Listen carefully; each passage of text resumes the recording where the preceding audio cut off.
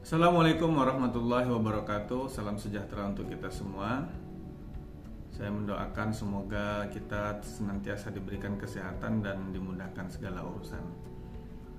Pada sesi pertama ini kita akan membahas tentang pengantar ilmu hukum. Kalau kita berbicara tentang ilmu hukum, tentu kita akan membahas spesifik tentang apa itu pengantar ilmu hukum dan apa itu pengantar hukum Indonesia. Kalau kita berbicara secara singkat, pengantar ilmu hukum dan pengantar hukum Indonesia itu memiliki persamaan dan perbedaan. Pengantar ilmu hukum berbicara tentang azas, berbicara tentang teori, berbicara tentang pengertian hukum secara mendasar. Sedangkan pengantar hukum Indonesia mempelajari sistem hukum yang berlaku di Indonesia. Jadi itu sesuatu hal yang mendasar dan berbeda. Pengantar ilmu hukum dan pengantar hukum Indonesia sama-sama merupakan mata kuliah dasar untuk mempelajari hukum.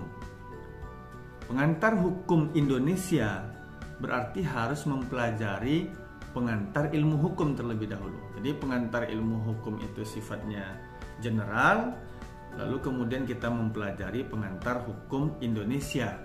Artinya kita hanya membahas tentang ilmu hukum yang berlaku di Indonesia.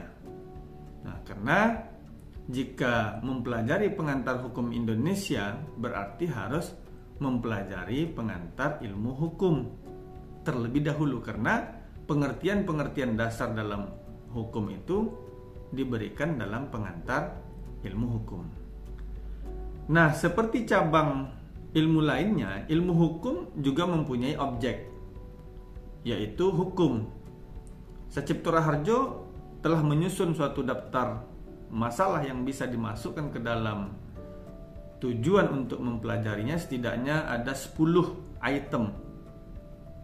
Nah, kalau kita berbicara tentang menyusun suatu daftar masalah yang bisa dimaksudkan di dalam tujuan dan mempelajari hukum. Yang pertama adalah mestilah kita mempelajari azas-azas hukum yang pokok. Yang kedua, kita mempelajari sistem formal hukum. Yang ketiga, kita mempelajari konsep hukum dalam arti fungsinya di tengah-tengah masyarakat. Nanti kita akan berbicara tentang apa yang dikemukakan oleh Alfred Mann, law is a tool of social engineering, law is a tool of social defense, law is a tool of social control. Itu yang ketiga. Yang keempat, kata Sacipto Raharjo, mempelajari kepentingan-kepentingan sosial yang dilindungi oleh hukum. Nanti kita dalam konteks yang lebih luas bahwa berkaitan dengan kepentingan umum, contohnya misalnya masyarakat bisa atau wajib menyerahkan tanah miliknya untuk dijadikan sebagai jalan tol karena berkaitan dengan kepentingan masyarakat yang jauh lebih luas. Yang kelima, pengetahuan tentang apa sesungguhnya hukum itu, dari mana dia datang atau muncul, apa yang dilakukannya, dan dengan cara atau sarana-sarana apa dia melakukan itu. Yang kelima. Yang keenam, kata Sacipto Raharjo, mestilah kita mempelajari tentang apakah keadilan itu dan bagaimana ia diwujudkan dalam hukum. Nah, ini menarik ya, apakah keadilan itu. Jadi kalau kita berbicara tentang keadilan, nanti akan muncul teori keadilan misalnya yang dikemukakan oleh John Rawls gitu ya, dan oleh Aristoteles, Plato, dan para ahli dan para filsuf hukum itu.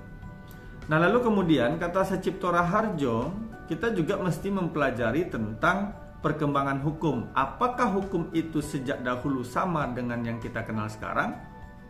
Bagaimana sesungguhnya hukum itu berubah dari masa ke masa? Itu yang saya katakan tadi tentang law is a tool of social engineering. Hukum itu hidup dan berkembang di tengah sosial masyarakat.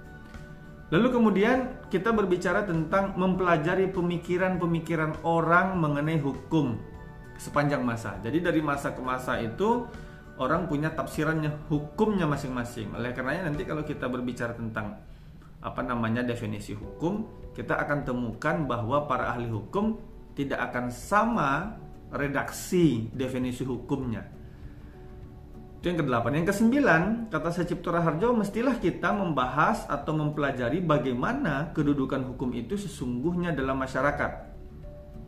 Bagaimana hubungan atau perkaitan antara hukum dengan sub-subsistem lainnya di tengah-tengah masyarakat. Seperti misalnya politik, apakah politik itu lebih dominan atau lebih determinan?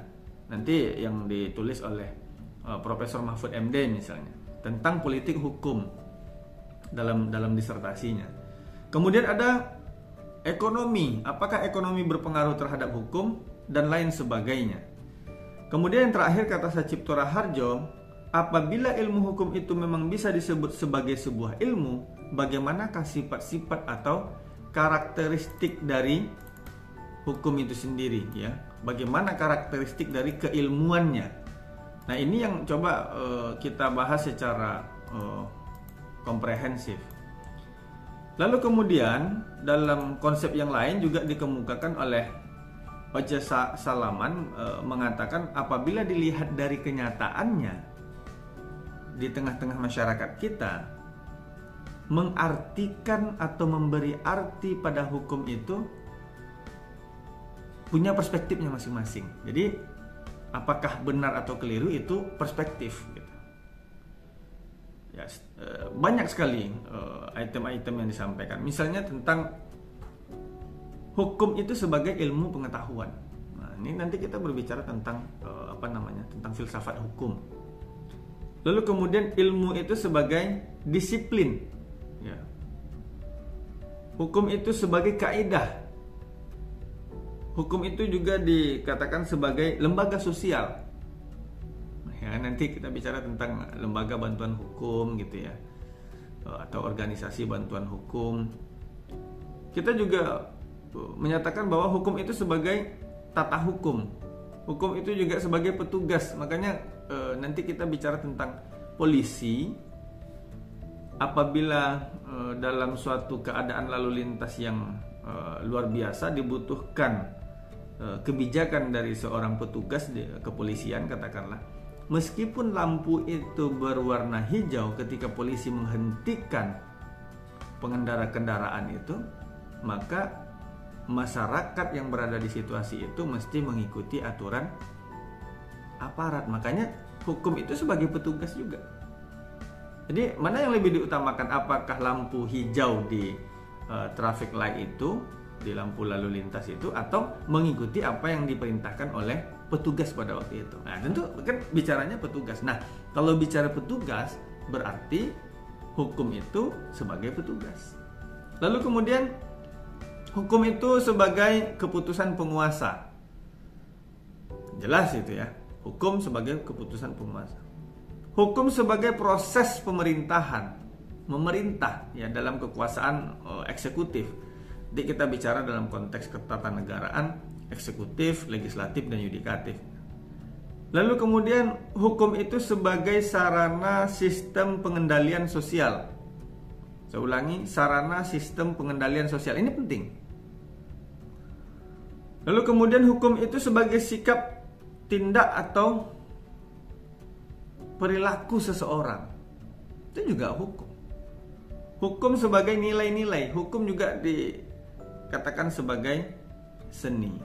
Nah, ini kalau apa yang kita katakan bahwa terlepas itu benar atau salahnya, tapi setidaknya itu adalah item-item yang memang mesti kita pahami secara komprehensif.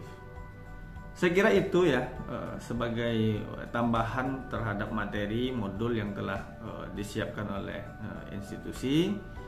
Lalu kemudian ini adalah menjadi kajian yang saya kira patut untuk kita diskusikan secara lebih dalam lagi, baik secara teoritis ataupun berdasarkan fakta yang terjadi di tengah-tengah masyarakat. Terima kasih atas atensi Bapak Ibu sekalian. Mohon maaf bila mana ada pertanyaan-pertanyaan, ya kita masuk ke ruang diskusi dalam forum ini. Terima kasih. Assalamualaikum warahmatullahi wabarakatuh.